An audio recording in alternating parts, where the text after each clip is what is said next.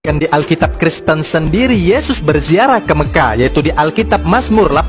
Sebagaimana yang dituduhkan dalam video tersebut yang menyatakan bahwa Yesus pergi ke Mekah untuk melakukan ziarah, merujuk dari Mazmur 84 ayat 6. Lantas apakah hal tersebut merupakan suatu kebenaran?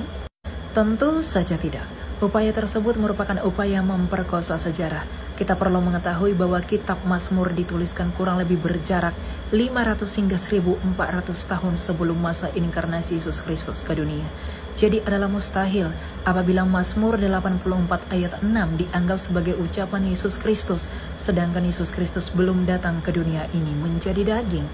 Tentu saja ibadah menghadap kiblat telah dilakukan oleh umat Israel di Yerusalem, dan mereka telah menjalani hal tersebut selama ribuan tahun sebelum kemunculan dan era Islam. Di mana tentu saja hal ini didukung oleh fakta sejarah, yaitu pertikaian yang terjadi antara keturunan murni di Yehuda dan orang Samaria di Kerajaan Utara, di mana orang Samaria memindahkan kiblat mereka tidak lagi menyembah Tuhan di Bukit Sion, namun ke Gunung Gerizim.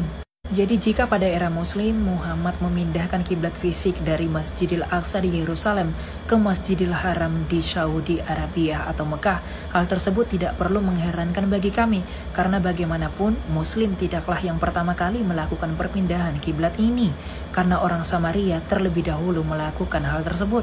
Dalam kekristenan menurut Yohanes 4 ayat 21 hingga 26, Tuhan kami Yesus Kristus mengajar perempuan Samaria mengenai penyembahan yang benar, di mana soal menyembah bukanlah soal tempat atau juga kiblat, karena penyembahan kepada Bapa tidaklah berbicara tentang tempat dan juga syarat-syaratnya.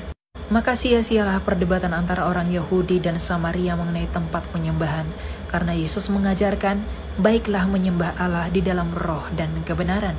Menyembah Allah di dalam roh dan kebenaran menjadi benar oleh karena Allah itu roh.